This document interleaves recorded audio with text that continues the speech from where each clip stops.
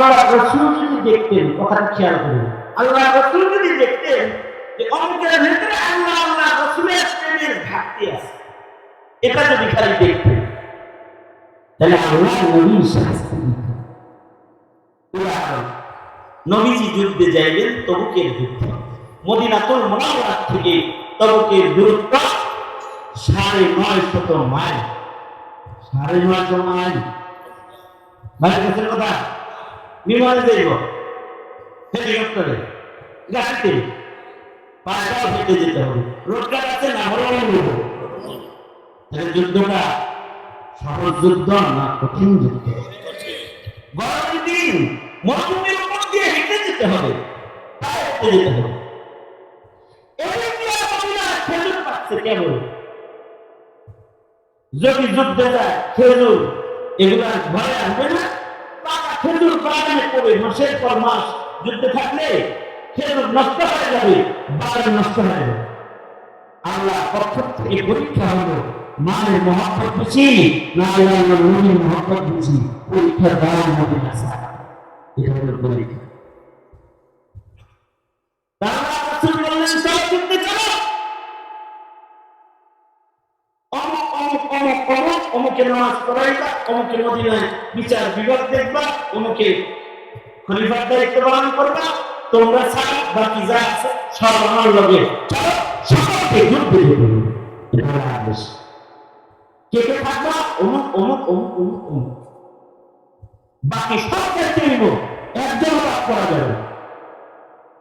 সাহাবীরা তো আর আমাদের মতো না, সাহাবীরা সব জামাতবন্দি হয়ে বের হয়ে পড়ছে আল্লাহ রাসূলের সাথে যুদ্ধে যাওয়ার জন্য, সবাই বের হয়ে পড়ছে।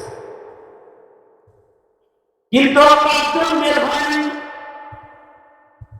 মুনাফিকদের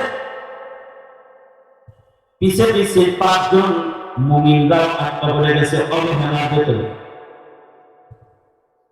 পাঁচজনের ভেতরে দুইজনের আবার হুঁশ হয়েছে, কি করলাম গেলাম না কেন।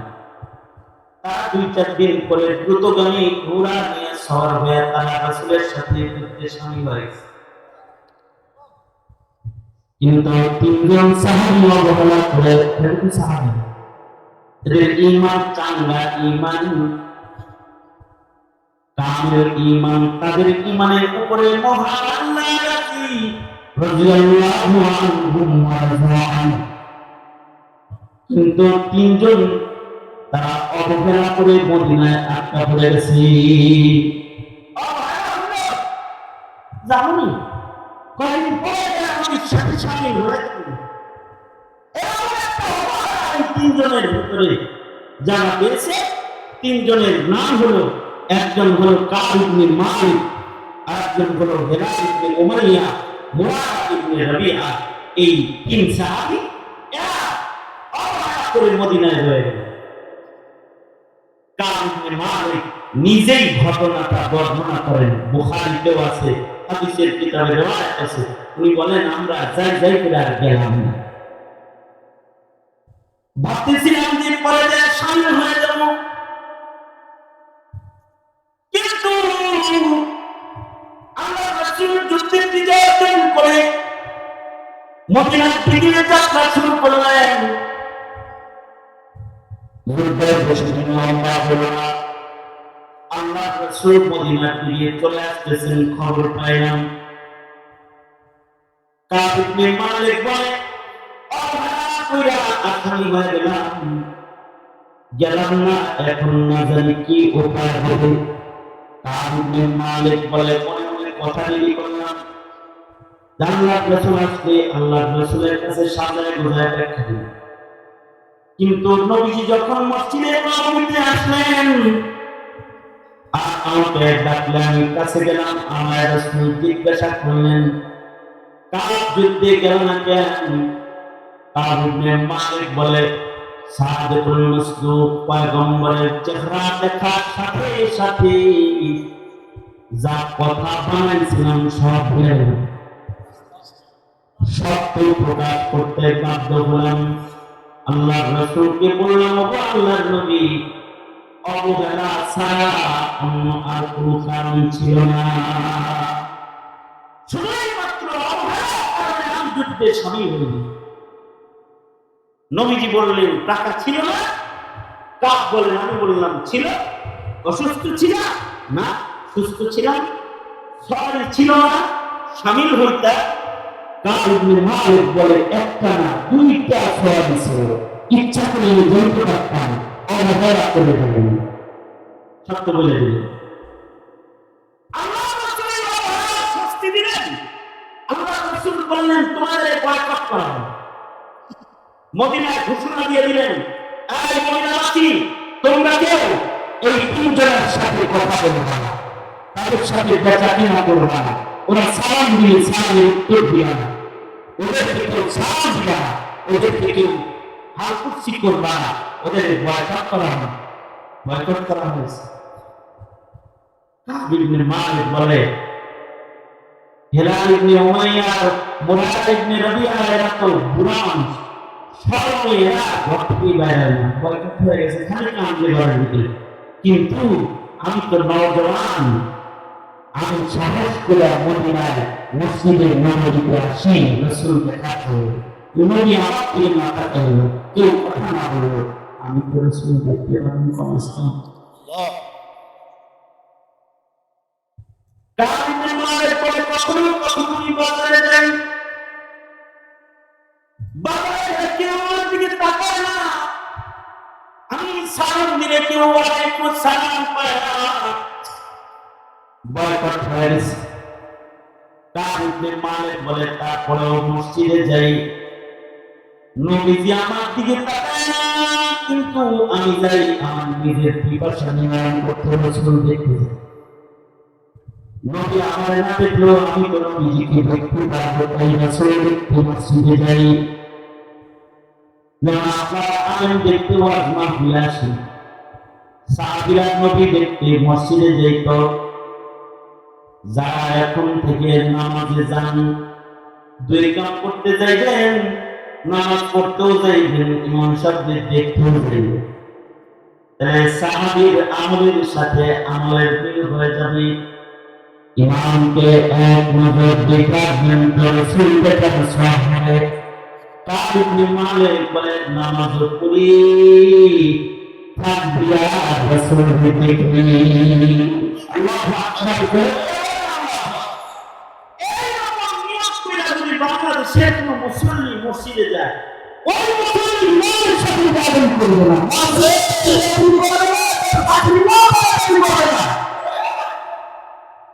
নামাজ পড়তে যায়, ইমামও দেখতে যায়। তাহলে তার ভেতরে ইমাম দেখার একটা প্রেম ভালোবাসা থাকলে সে ইমামের সাথে বেয়াদবি করবে না। ইমামের সাথে বেয়াদবি কখন হয়? ইদানিংকালে ইমামের সাথে বেয়াদবি এটা অহরহ প্রস্তুতে পরিণত হয়েছে। ইমামদেরকে চার্জ করা, ইমাম মুয়াজ্জিনের সাথে বেয়াদবি করা, এই বেয়াদবি গুলো তারাই করতে পারে যাদের ভেতরে আলেমদের আজমত নাই, সম্মান নাই। কথা বলেন ঠিক না? আলেমদের আজমত না থাকলে কি হয়? এটা হাসিনার কাছ থেকে শিক্ষা গ্রহণ করে নিয়েছে। আলেমের আজমত ভেতরে থাকা চাই, আলেমের সম্মান থাকা চাই। তাহলে মসজিদে খালি নামাজ পড়তে না, ইমাম দেখতেও যায়। কারণ ইমাম দেখলে নায়েবে নবী দেখা হবে। এটা বলবো মসজিদে গেলে ইমাম সাহেবের সাথে মুসাফা করে আইবে, মুয়াজ্জিন সাহেবের সাথে মুসাফা করে আইবে। কারণ এটা একটা দমক দেয়। জানলেন না আজকে? এটা বললেন নাকি বললেন? হ্যাঁ, মুসাফা করবেন করে আইবে। কারণ আলেমের সাথে জিয়ারত এটা একটা ইবাদত। কার ইবাদত করা মসজিদে যাই রাসূল দেখি। সাহাবীদের একটা পছন্দনীয় আমল ছিল রাসূল দেখা। আবু বকর বলে আমার সবচেয়ে পছন্দের কাজ হলো আন-নাজরু ইলা ওয়াজহি রাসূলিল্লাহ, তাকায়া রাসূলের চেহারা দেখা। এটা আমি আবু বকরের পছন্দ। সুবহানাল্লাহ, সুবহানাল্লাহ। এই রবিউল আউয়াল মাসে নবী দেখা যাবে না দেখা এক সাহাবী আল্লাহর কাছে দোয়া করে অন্ধ হয়ে গেছে। এই রবিউল আউয়ালে। কারণ রবিউল আউয়ালে আল্লাহ রাসূলের জন্ম এবং ওফাত, নবী জন্ম গ্রহণ করছেন রবিউল আউয়ালে, নবীর ইন্তেকাল হয়েছে রবিউল আউয়ালে। 12 রবিউল আউয়ালে আল্লাহ রাসূলের ওফাত দিবস। এবার রবিউল আউয়ালে সাহাবী রাসূল দেখতে পাবে না, এই দেখে আল্লাহ বলে আব্দুল্লাহ বিন যায়েদ বিন আব্দে রাব্বি সাহাবী খেজুর বাগানে কাজ করতেছে আর শুনে যে নবী ইন্তেকাল করছে। আল্লাহ বলে, আল্লাহ আমাকে বন্ধ করে দাও, যে ব্যক্তি রাসূল দেখা করে না, এটা তুমি আর কিছু করতে চাই না আল্লাহ, এটা আল্লাহ দোয়া সাথে বন্ধ হয়ে গেছে, সাথে বন্ধ হয়ে গেছে। রাসূল দেখা আমাদের আমার কাব ইবনে মালিক বলে কাছাকাছি যায় বসতাম, আল্লাহ রাসূলকে আমি দেখতাম আর মনে মনে কামনা করতাম আমি রাসূল দেখি, রাসূল যেন আমাকে দেখে। কাব ইবনে মালিক বলে আল্লাহ রাসূল আমাকে চায় দেখতো না, কিন্তু আমি যখন নামাজে থাকতাম তখন কান্না করে দেখতো। কারণ সাহাবী যেমন আল্লাহ রাসূলকে মহব্বত করে, রাসূল সাহাবীকে মহব্বত করে। যখন তিনি নামাজে থাকতেন তো আল্লাহ রাসূল কান্না করে দেখতেন। কাব ইবনে মালিক বলে 40 দিন পরে আল্লাহ রাসূল বললেন, ঘরে তোমার বিবি আছে না? জি আছে। তোমার বউ বাবার বাড়ি পাঠায়। আসমান ভাইয়ের মাথায় করে গেল, একটা মাত্র মানুষ যে আমার সাথে মদিনায় কথা কয় সে হলো আমার বিবি। এখন রাসূল বলে বউরে বাবার বাড়ি পাঠায়, তার মানে আমি বলে আমি মারা গেছি এই ক্ষমতা আমার না।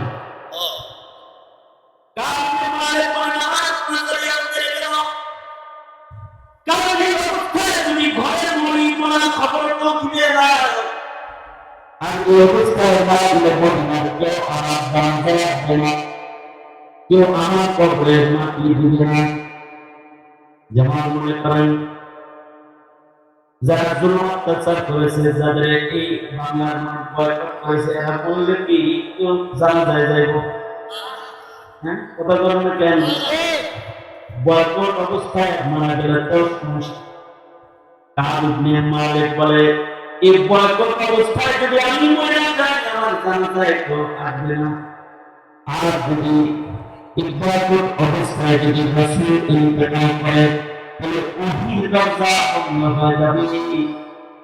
ওহির দরজা বন্ধ হয়ে গেলে আমার ক্ষমা আর আসমান থেকে আসবে না। কিয়ামত পর্যন্ত কবে সেটা হোক বর্জত হোক আমার ভূমিকা করেন, কারণ রাসূল বয়কট করেছি। কাব ইবনে মালিক পরে 50 দিন পরে আল্লাহ রাসূল আমাদের ক্ষমা ঘোষণা দিলেন, আল্লাহ আমাদের ক্ষমা করছেন। আমরা কি যুদ্ধে রাসূল যাইতে বলছে বাইরে হই নাই, অবহেলা করেছি তাই বয়কট করা হয়েছে। আমাদের যে অবহেলা চিত্র আছে দিন ধর্ম ইসলাম নিয়ে আমাদের যে অবহেলা আছে, এই অবহেলাটা যদি রাসূল দেখতেন তাহলে আমাদেরকে কিন্তু আল্লাহ রাসূল সাথ দিতেন না। কাব ইবনে মালিকের একটা নির্দেশের অবহেলা কারণে 50 দিন বয়কট হয়েছে। আমরা যারা ধর্মের নাম লই, নামের শুরুতে মুহাম্মদ লাগাই কিন্তু দিন মানি না, আমাদের মতো উম্মতের সাথে নবীর জীবনও করা হচ্ছে না। চিন্তা করি যদি এই হালাতে আমাদের মন হয় আল্লাহ কেমনি সাফাত কেমনি কম। সুতরাং নবীর সাফাত করতে আর আল্লাহ পাকের দয়া মায়া করতে ভিতরে একটু মহব্বত দরকার, আল্লাহ প্রেম দরকার, দিনের দরদ দরকার, ঠিক কি না? দিনের দরদ দরকার না? এই দিনের দরদটা আমরা কিছু কাজ করলে এই কাজগুলো রবিউল আউয়ালের সুন্নাত হিসেবে আমল শুরু করেন। 1 নাম্বার জিকির করলে দরদ বাড়বে, আল্লাহর মহব্বত বাড়বে।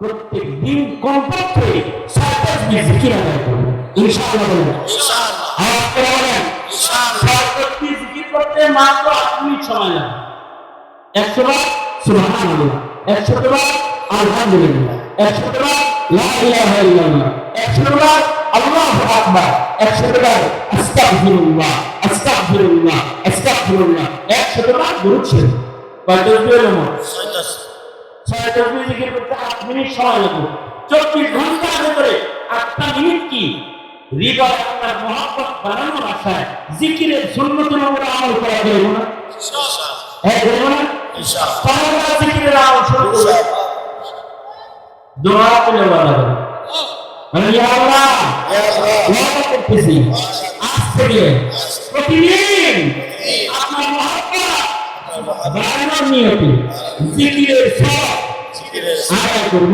আদায় করব চলে ইনশাআল্লাহ ইনশাআল্লাহ এক নম্বর দ্বিতীয় নম্বর কাজ প্রতিদিন একটু কোরআন মজিদ করবে ইনশাআল্লাহ বলেন। ইনশাআল্লাহ যদি বড় সূরা না করতে পারেন তাহলে সূরা ইখলাস করবে সূরা ইখলাস যদি একবার পড়েন 10 পারা করার সওয়াব 3 বার করলে খতম করার সওয়াব সূরা ইখলাস 3 বার করতে 2 ঘন্টা তো লাগবে হ্যাঁ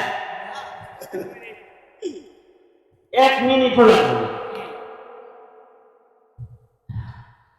এই 3 বার সূরা ইখলাস করেন এতটুকু কোরআন পড়েন আর মাঝে মাঝে আলেমদের সামনে বসলেন খালি আলেম সাহেব আইলে আর হাসান জামিল শাহ আর আব্দুল রাশেদ খান সাহেব আইলে যাইবেন তা না আপনার মসজিদের ইমাম সাহেবের সামনে যায় 5 মিনিট বসেন মসজিদ সাহেবের কাছে যায় 5 মিনিট বসেন পীরের কাছে যায় বসেন কেন আপনার ইমাম আপনার মুয়াজ্জিন এবারে কি আপনার নায়েবে নবী মনে হয় নাকি আপনি যেমন পীরের সামনে বসেন আলেমের সামনে বসেন আমরা মহল্লার ইমাম আলেমের তার সামনে বসেন তাকে একটু দেখেন তার সাথে সুন্দর মুসাফা করেন তার সাথে মুআমালা করেন তার সামনে একটু সময় বসে থাকেন সোহবতে আহমদুল্লাহ যারা গ্রহণ করবে আল্লাহ তাদের হৃদয়ে আল্লাহর মুহাব্বত ছোট ছোট মাদ্রাসা তালবে আছে ওরা নায়েবে নবী ওদের সঙ্গেই বসেন না ওদেরকে দেখেন ওরা আশ্রয় যাইতেছে ওপরে জমি বলে রাখনা দিয়া আল্লাহ আল্লাহ মনে করে ওদের সামনে রয়ে কোন সভা এই কথা বলেন না কেন এইভাবে আল্লাহ তাদের মহব্বত বাড়ে এগুলো হলো সভা ইন্নাহে নবীরা সাহাবা আল্লাহ মেহমান আল্লাহ পাকের মনোনীত মেহমান মাদ্রাসার ছাত্র একটা মাদ্রাসা এই যে এলাকায় আছে এটাকে গনিমত মনে করেন যারা ইসলাম পছন্দ করে তারা মাদ্রাসাকে ব্যাংকের শাখা করে মাউলুল্লাহ আর ইমানদারের কাছে মাদ্রাসা হবে ইমানের কেন্দ্র কি কোরআন হাদিসের হিফাজতের কেন্দ্র নাস্তিকরা চাইবে মাদ্রাসা বন্ধ করতে আপনাদের চেষ্টা থাকবে মাদ্রাসাকে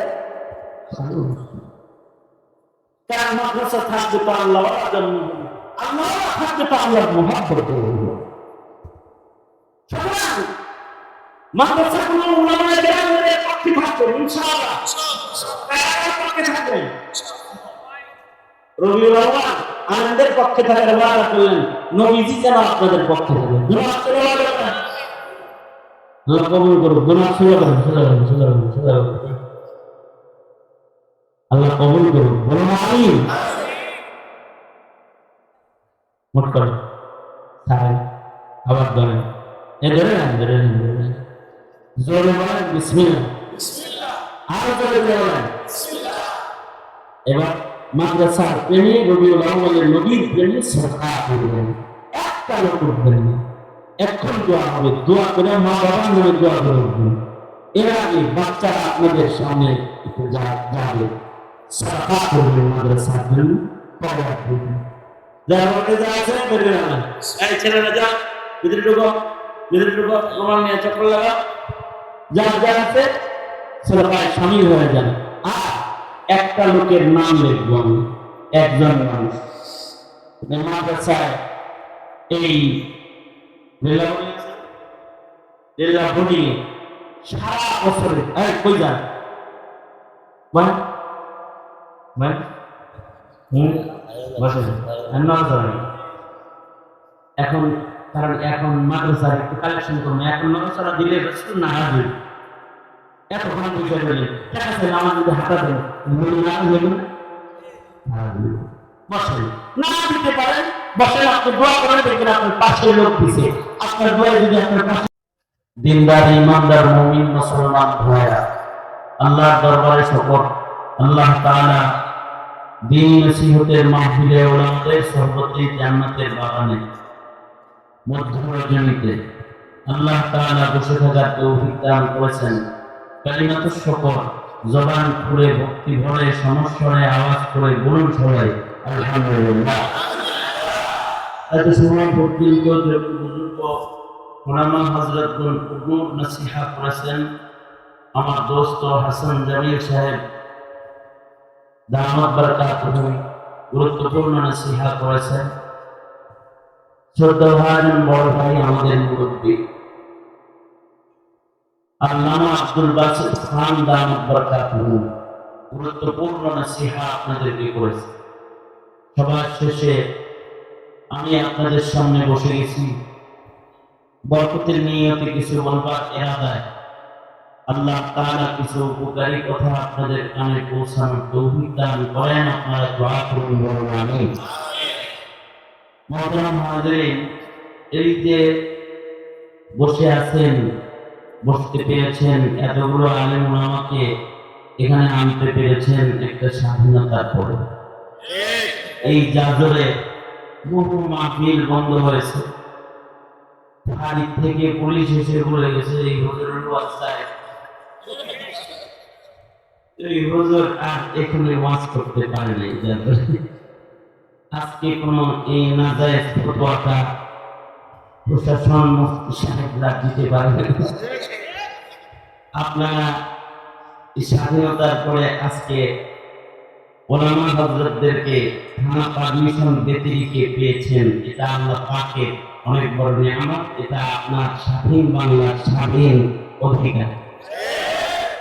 এই যে অধিকারটা ফিরে পাইছেন এর শুকরিয়া আদায় করে শেষ করা যাবে? 17টা বছর 16টা বছর এই জুলুম অত্যাচারের শিকার আপনারা ছিলেন। জালেমদের চেহারা দেখতে আপনাদেরকে দিবেন না, খালি এমপি মন্ত্রী নায়ক নায়িকা বানায় ভেতরে দেখালে আপনাদের বাচ্চা বলেছে। बहरहाल अल्लाह ताला परिवर्तन करने वाला के কোরআনে দ্বীনের কুরবানি মুসলমানের রক্তের বদলা আল্লাহ তাআলা দান করেছেন। যে নির্দ্বিধায় আপনারা দ্বীনি কথা শোনার জন্য বসতে পেরেছেন, আসতে পেরেছেন, মাহফিলের ইন্তজাম হয়েছে, যাকে খুশি তাকে দাওয়াত দিতে পারতেছে। যাদেরকে জেলখানায় বন্দী করে রেখেছে তাদের দেখার জন্য এখন লক্ষ জনতার ভিড়। আমার মামুনুল হক যেখানে যায় সকাল 9টা নাই 10টা নাই দেখার জন্য মানুষ ভিড় করে। কেন? 3 বছর দেখতে দেয় নাই, কি কথা লাগছে? চতুর্দিক থেকে মানুষ সকালে দুপুরে রাত্রে 12টা 1টার সময় একত্রিত হয়ে যায়। আর একটা বড় কথা হলো আমাদের দেশে মুসলমানদের ঈমান আছে, আল্লাহ পাকের মহব্বত আছে, এজন্য তাদের আলেম দেখতে ভালো লাগে। এটা তাদের ঈমানের অংশ। আলেমদের কথা শুনতে ভালো লাগে, আলেমদের চেহারা দেখলে তাদের হৃদয় শান্ত হয়। এটা ঈমানের হিস্সা। ঈমান থেকে ওনাদের মহব্বত জাতির হৃদয়ে আছে। এই মহব্বত যারা কাটতে চেয়েছে তারা দেশের দ্বারা পায় নাই, এই জাতি তাদেরকে মাটি দিয়ে হাইটা যেতে দেয় নাই, উড়ে যেতে বাধ্য করে। সুতরাং এটা একটা নিয়ামত। এই নিয়ামতের শুকর গুজার হয়ে আওয়াজ করে বলুন আলহামদুলিল্লাহ। আরো করে আওয়াজ করে বলেন আলহামদুলিল্লাহ। এই কুচার কিছু শিক্ষাটা আমরা বাড়তি এগুলো না করি, আয়াত ও হাদিস থেকে কিছু কথা আপনাদের কানে দেওয়ার ইরাদা। তাই কোনো ভূমিকা ছাড়া আমি আমার আলোচনা করেছি। আল্লাহ তাআলা কিছু উপকারী কথা আপনাদের কানে পৌঁছায় দেওয়ার তৌফিক দান করেন। আপনারা দোয়া করুন আমিন। আল্লাহ পাকের একটা আজব নিয়ামত হলো মুহাব্বতের নিয়ামত। নিয়ম হলো যে বিষয়ে মানুষের হৃদয়ে মহব্বত পয়দা হয়, ওই বিষয়টা কঠিন হলেও ওই বিষয়টা করা মানুষের জন্য মহব্বতের কারণেই সহজ হয়। যে কোনো বিষয়ের মহব্বত থাকলে পরে কঠিন জিনিস সহজ হয়। এ কারণেই মুরব্বীরা কয়, যদি থাকে বন্ধুর মন গান বাড়ি দিতে পারে। মহব্বত থাকলে পরে নদী নদীময় হয় না, ঠান্ডা ঠান্ডা মনে হয় না। জালালউদ্দিন রুমি রহমাতুল্লাহ আলাইহি লিখেছেন যে প্রেমে মহব্বতে পড়ে নদী পার হয়ে শীতের দিনে যায় মা সুগা দরজায় দাঁড়াইছে। প্রেমিকায় কয় আইলা কেমনে গো, এই ঠান্ডার ভিতরে নদী পার হইলা কেমনে? সে কয় কই নদী, আসলে মহব্বতের কারণে নদী আর নদী মনে হয় না। প্রেম থাকলে বলে কঠিন বস্তু সহজ হয়। এই কারণে আল্লাহ তাআলা মায়েদেরকে প্রেম দান করছেন, মহব্বত দিয়েছেন সন্তানের, যেন কঠিন মায়ের কাছে সহজ হয়ে যায়।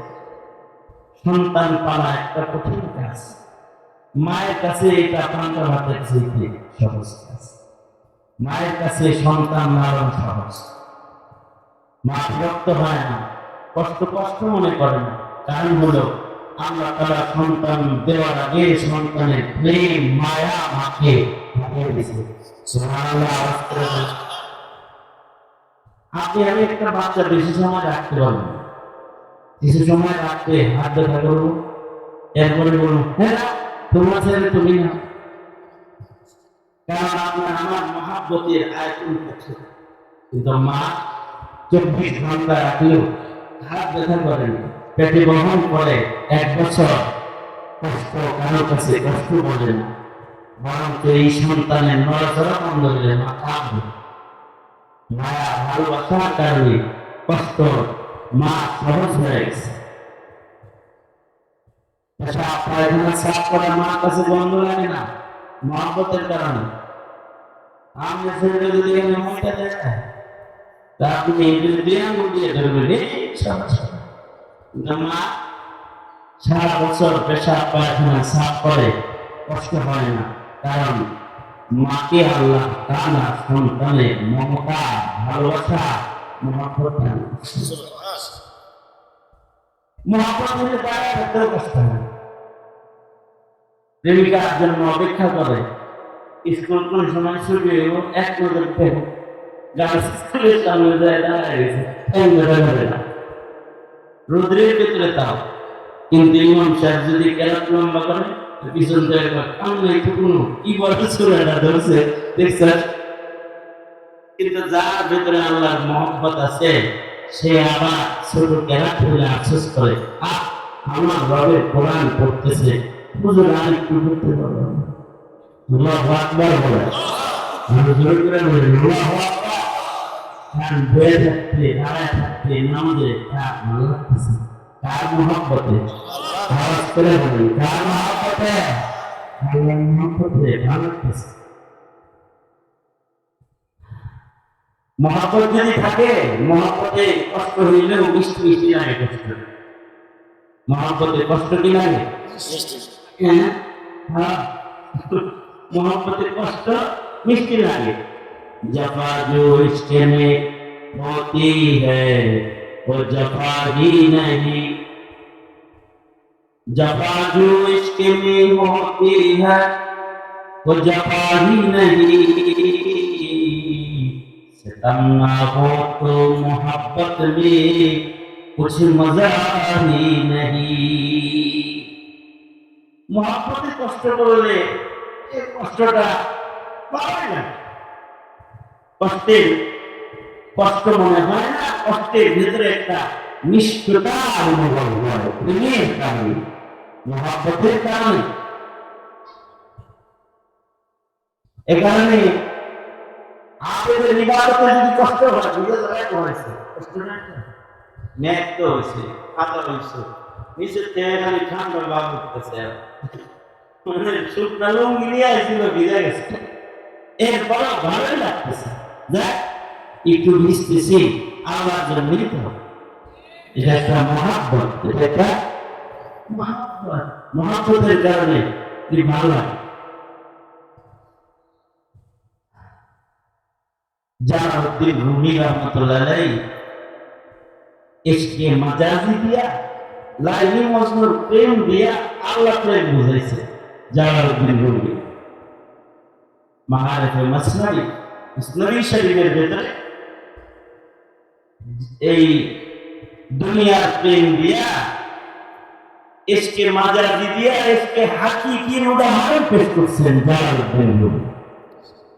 জালালউদ্দিন রুমি রহমাতুল্লাহ আলাইহি বলেন যে লাইলি একবার সিন্নি রান্না করে দরজায় দাঁড়ায়া ঘোষণা দিল, এই এলাকা সবাই দাওয়াত আহেন, সিন্নি খান।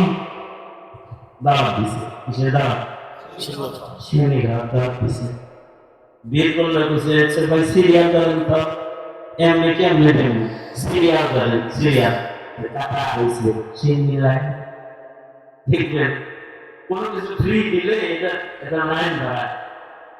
আমরা মাঝে মাঝে ফ্রি খানা খাইতে লাইন ধরি মক্কা মহাজমা হজের শহরে ফ্রি খানা দেয়। বিল করলে আমরা খিদা জ্বালা কি করবো, আর আমি নামাজ লাইন ধরি। তাই লাইলে সিন্নি খাওয়াইবে, সবাই লাইন ধরাইছে, নিজের হাতে সিন্নি রান্না করছে। এবার আজান দিছে, আজান মানে এলান করছে, সিন্নি খাওয়ানো, সব সিরিয়ালে দাঁড়াইছে।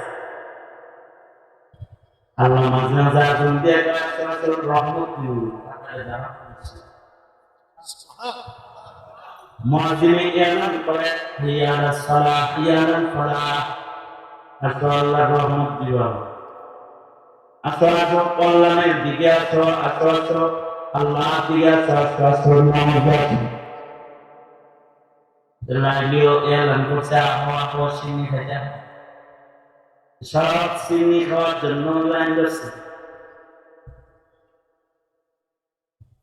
এই এলান, এই ডাকটা মজনুর কান পর্যন্ত গেছে। মজনু ছুটে আসে লাইলি সিন্নি খাইতে, কিন্তু মজনু আজব, সবাই সিন্নির কাছাকাছি যায় আর মজনু খালি সিন্নির থেকে দূরে লাইনে যায়। পেছন থেকে যে আসে মজনু তাকে সামনে দাঁড় করায়, যে পরে আসে হেরে তুই আমার সামনে দাঁড়, আর একজন হেরে সামনে দাঁড়। সব যারা আইতেছে তাদের আগে দেয় মজনু পিছনে। একজনে কয় তুই মিয়া পরে তো পাইতেন না কিছু, সবাই এখানে সামনে দেন, আপনি পিছে দাঁড়ান কেন? আশিকারা মিল্লাতু মাযহাব জুলাস, আশিকারা মিল্লাতু মাযহাব খুদাস। এক এক প্রেমিকের প্রেমের ধরন এক এক রকম হয়। আমরা প্রেমিক যারা তাদের প্রেমের ধরন একরকম হয়। লাইলি প্রেমিক যে তো একটা ধরন আছে প্রেমিক। মজনু কয় তোমরা লাইনে দাঁড়াইছো, তারপরে আশায়, আর আমি লাইনে দাঁড়াইছি আমার বাড়ির দেখার আশায়। যদি আগে আগে খবর তুই তাহলে লাইন থেকে সবাই ছেড়ে দেবো। যত লম্বা সময় লাইনে দাঁড়ায় থাকুন লাইনের দেখতেন। আমি তো তবরকের জন্য লাইনে দাঁড়াই নাই, আমি স্টেট কারণে লাইনে দাঁড়াইছি। জন্য তোমাদের তবরক ভালো লাগে আর লাইনে দাঁড়ায় থাকতেও ভালো লাগে। তোমার কম্পিউটার উপর দিয়েও তো আমার মাস্টারে দেখা যাইতেছে আমার আলাদ দিয়া দিয়া লাইলা বোরকা না দিয়াও দেখতেও ভালো লাগে। যে ঘরের ভেতরে প্রেমিক আছে ও ঘরের দেয়াল দেখতেও প্রেমিকের মজা লাগে। তোমরা তো তোমাদের দিকে নজর আর আমার নজর হলে লাইনের দিকে। তোমরা তোমাদের ধান্দায় থাকো, আমি আমার ধান্দায়। সারা তোমার নিতেছে সবাই পরে সিরিয়াল পিছনের দিকে যায় না, সিরিয়াল হয়েছে। হ্যাঁ হে ব্যাগের কাছে যাইতে যাইতে ব্যাগ খালি দরকার নাই। এবার মজনু হাত পেতে করে সবাই দিকে লাইনের মেজাজ গরম হয়েছে, তো লাইনে বজ্রের ধাক্কা দিয়ে মারা গেছে। Moga Chowdhury group of industries limited এতক্ষণ দিলাম পিলাই এখন খাইয়া না, ধাক্কা দিয়ে যখন ফালাই দিছে, এলাকার যুবকরা কয় আমরা তরল খাইলাম না, তুই ধাক্কা খাইলি। জালালউদ্দিন রুমি বলে, মুসলিম তখন বলে, আমি তো আপনারা পাইছি, তোমরা আল্লাহর হাতে তরল পাইছ, আর আমি ডাইরেক্ট আল্লাহর হাতে ছোঁয়া দিছি। হাতে তারা মিল্লাত মযহাব জুদা, হাতে তারা মিল্লাত মযহাব খুদা। ধাক্কা ধাক্কা মিঠে মিঠে লাগতেছে, কিসের কারণে? মহব্বতের কারণে। মহব্বতের ধাক্কা ভেতরে একটা মিষ্টতা অনুভব করতেছে। মুমিন যার হৃদয়ে আল্লাহর প্রেম আছে, যার হৃদয়ে আল্লাহ পাকের মহব্বত আছে, সে আল্লাহর কাজ করতে যায় যত কষ্টই হয়, এর ভেতরে একটা মিষ্টতা পায়, এটা স্বাদ অনুভব করতে পারে। আল্লাহু আকবার। এই স্বাদটা কিসের কারণে? প্রেমের কারণে, আল্লাহর মহব্বতের কারণে। এই মহব্বতটা যদি কারো না আসে, তাহলে তার ওয়াজ ভালো লাগে না, তার নামাজ ভালো লাগে না, তার জিকির ভালো লাগে না, তার তিলাওয়াত ভালো লাগে না, তার আলেমের চেহারা দেখা ভালো লাগে না, তার ভালো কাজ নেকির কাজ ভালো লাগে না, তখন তার পাপের কাজ মজা মজা লাগতে থাকে, কারণ মহব্বত নাই যে আল্লাহ পাকে। এ কারণে আযান হইলে সবাই মসজিদে যায় না, যারা খোদা প্রেমিক তারাই যায়। রমজান মাস আসলে সবাই রোজা রাখে না, যারা আল্লাহ পাকের প্রেমিক ওরা রোজা রাখে। ওয়াজিব আল্লাহ করে সবাই আসে না, যারা আল্লাহ গুরু আল্লাহর নাম নিয়ে যারা মজা পায় তাই আসে। এই কথা বলেন না, ঠিক না? এই ঘনবসতি শ্রমিক এরিয়াতে মানুষের অভাব আছে, যদি সবার ভেতরে প্রেম থাকতো এনে মাহফিল দেওয়ার জানতো। এই যে একটা প্রেম, এই প্রেমটা নাজাতের জন্য দরকার। কবরে হাসরে নাজাত পাইতে হলে এই প্রেমের দরকার আছে না নাই? যারা আওয়াজ করে বলেন আছে না নাই? হলে প্রেম ছাড়া নাজাত পাওয়া যাবে, জয় বলেন যাবে না। এই কারণে আল্লাহর কাছে বলতে হয়, আল্লাহ আপনি আমাদের প্রেম দান করেন। আল্লাহ রাসূল দোয়াটা শিখাইছেন, আমার সাথে বলেন আল্লাহুম্মা, যারা আওয়াজ করে বলেন আল্লাহুম্মা ইন্নী আসআলুকা হুব্বাকা ওয়া হুব্বা মান ইউহিব্বুকা ওয়া হুব্বা আমালিন ইউকাররিবুনি ইলাইকা। হে আল্লাহ, আপনি আমাকে আপনার মহব্বত দান করেন। বাংলায় বলবেন, আল্লাহ আমি আপনার প্রেম ভালোবাসা মহব্বত চাই। কারণ প্রেমের দরকার, প্রেম ছাড়া ইবাদতে কঠিন কঠিন চলা সম্ভব না। ওরকম প্রেম ছাড়া ইবাদত যেমন করা সম্ভব না, প্রেম ছাড়া নবীর সুন্নাত পালন করাও সম্ভব না। একটা সুন্নতের আমল প্রেম ছাড়া সম্ভব না। যদি কেউ সুন্নতের আমলকারী হতে চায়, তাহলে তার নবী প্রেম রাখে। নবী প্রেম ছাড়া কেউ সুন্নাত মানতে পারে না, নবী প্রেম ছাড়া কেউ দাঁড়িয়ে রাখতে পারে না, নবী প্রেম ছাড়া কেউ টুপি পড়তে পারে না, নবী প্রেম ছাড়া কেউ সুন্নত তরিকায় চলতে পারে না। এ কারণে কিন্তু নবী প্রেমিকের গলা কাটা যাবে, কিন্তু দাড়ি কাটা যাবে না।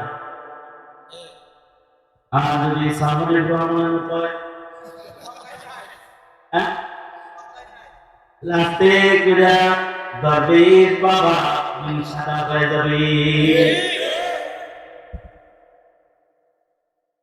আর যদি এটা হয় নবী প্রেম,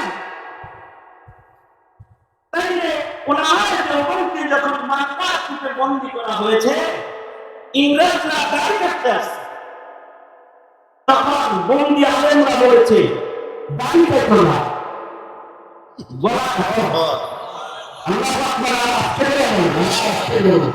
ঠিক আছে না? দাড়ি কাটো। দাঁড়িয়ে রাখো না, কারণ গলা রাখলে কষ্ট পাবে না, দাঁড়িয়ে রাখলে কষ্ট পাবে। কারণ এটা নবীর সাফাত করার জন্য নবীর সামনে এটা প্রেম, এটা একটা প্রেম, এটা একটা ভালোবাসা। এই ভালোবাসাটা আমাদের কম, এ কারণে আমাদের ভেতরে ইহুদিয়া নসরানিয়া প্রবেশ করে। এই ভালোবাসাটা সাহাবায়ে কেরামের ভেতরে ছিল সর্বোচ্চ। এ কারণে তারা নবীর সুন্নাত ছাড়া কিছুই করতে পারে না। প্রেমের কারণে বাড়ে, আর আমাদের প্রেমের অভাবের কারণে আমরা নবীর অনুকরণ করতে পারি না। এটা হলো নবী প্রেমের অভাব, আল্লাহ প্রেমের অভাব। এই অভাবটা দূর হয় যে সকল কাজ করলে, জিকির করলে প্রেম বাড়ে, আল্লাহ আল্লাহ রাসূলের।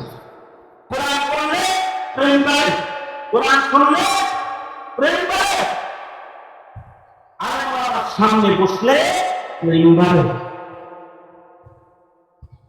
এ কারণে এই দেশে যারা কোরআন শোনেন, ওয়াজ নসিহত শোনেন, তারা কিন্তু বলে যে আমি আল্লাহ দিয়ে আলেমদের বয়ান শুনি না, আলেমদের বয়ান শুনি না, আমি আমার ছেলেকে মাদ্রাসায় দিয়েছি, আলেমদের বয়ান শুনি না, আমি তরুণী দিয়েছি।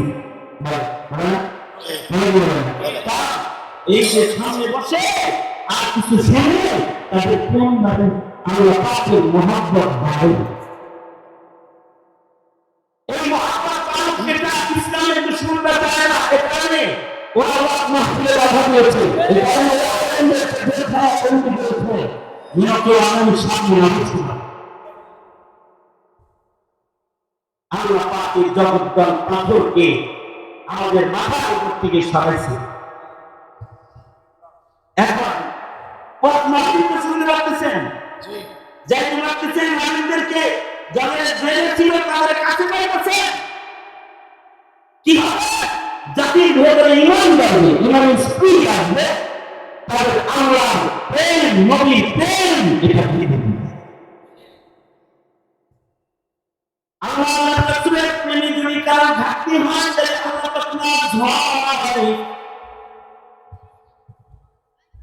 আমাদের তো আল্লাহ প্রেম, নবী প্রেমের ঘাটতির শেষ নাই, কিন্তু সাহাবায়ে কেরাম রিজওয়ানুল্লাহি আলাইহিম আজমাইন, ওনাদের ভেতরে যদি এই প্রেমটা আল্লাহ রাসূল কখনো কম দেখতেন, তাহলে শাসন করতেন। এই শাসন আমাদের ভেতরে এখন আর নাই। আমরা আমাদের সন্তানদেরকে শাসন করি না, আল্লাহ প্রেম, নবী প্রেম কম কেন, নামাজ পড়াস না কেন, এটা করলি না কেন, এটা করলি জিজ্ঞাসা। কিন্তু আল্লাহ রাসূল সাল্লাল্লাহু আলাইহি ওয়াসাল্লাম কখনো যদি সাহাবীদের ভিতরে আল্লাহ প্রেম, নবী প্রেম ঘাটতি দেখতেন, তাহলে শাস্তি প্রদান করতেন।